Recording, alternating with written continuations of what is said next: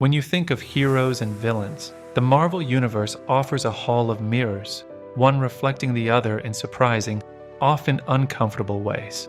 On one side of this glass, there's the shining promise of Captain America or the iron-willed intellect of Tony Stark.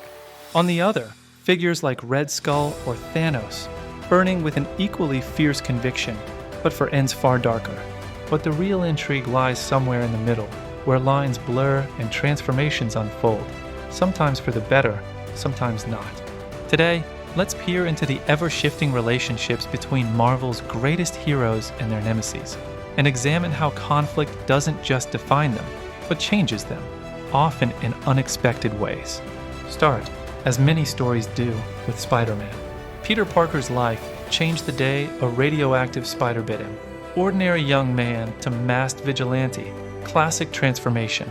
But Peter's real crucible was not his powers, but the loss of his uncle. The moment responsibility became burden. Enter his rogues gallery: Green Goblin, Dr. Octopus, Venom, each, in some sense, a warped mirror held up to Peter himself. Green Goblin, or Norman Osborn, is more than just a lunatic in a mask. Once an ambitious businessman and father, he spirals into madness through greed, pride, and chemical interference. For Peter, every confrontation with Goblin is a warning of what happens when power is unrestrained by conscience. It's not enough for Spider-Man to defeat villains. He has to resist becoming one. He stands at the precipice, haunted by the knowledge that his greatest enemy is one wrong choice away from himself.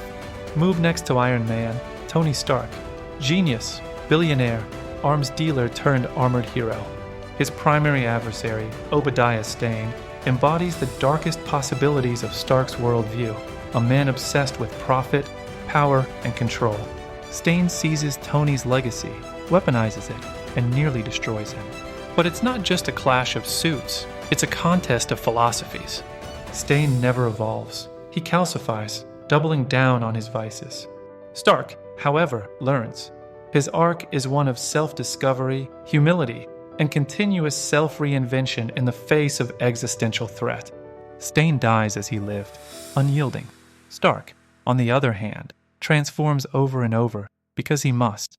Then there's Professor X and Magneto, a pair so close in their connection. Their struggle becomes almost intimate. Charles Xavier embodies hope, coexistence, peaceful evolution, the better angels of our nature. Magneto, scarred by loss and persecution, represents the shadow, the willingness to fight, to dominate, to win at any cost. Their conflict isn't just physical, it's ideological. As they spar, their philosophies rub off on each other. Xavier learns resolve. Magneto learns, if not forgiveness, at least regret. Students switch allegiances, alliances shift. In this dance, both men transform. Their enmity forces them to re-examine their cause, and in doing so, they grow, even as their friendship remains fraught. Look further, and you see the same patterns refracted again and again. Captain America and the Red Skull, patriotism versus fanaticism, order versus chaos. The Hulk and the leader, brawn and intellect, each a mutation of what the other lacks. Daredevil and Kingpin, law versus lawlessness, vigilantism against organized power.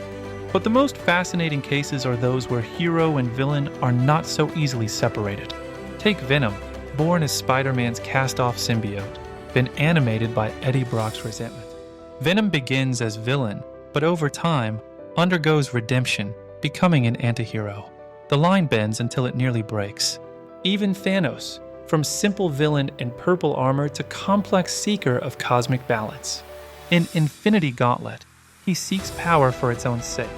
But as the stories unfold, his motivations are shaded with tragedy, loss, even twisted nobility. He forces the Avengers to re-examine their commitment to sacrifice, to leadership, to hope. What drives this constant churn of character? At its root, the dynamic between hero and villain is one of reflection. Each forces the other to face something uncomfortable, weakness, hubris, fear.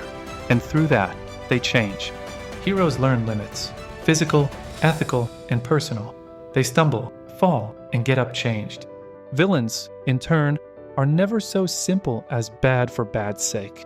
They are former friends, wounded lovers, disenfranchised scientists, everyone carrying pain, pride, or hope twisted by circumstance.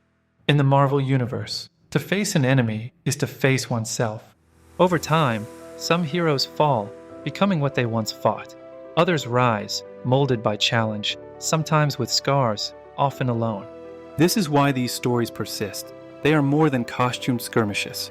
They're lessons in transformation, a study not in good versus evil, but in how we are altered, and sometimes redeemed by those we oppose. So whether it's Spider-Man and the Goblin, Stark and Stain, or Magneto and Xavier, their battles shape not only the fate of worlds, but the very soul of the people within them. In the end, a hero's greatest test is not defeating the villain, it's refusing to become them.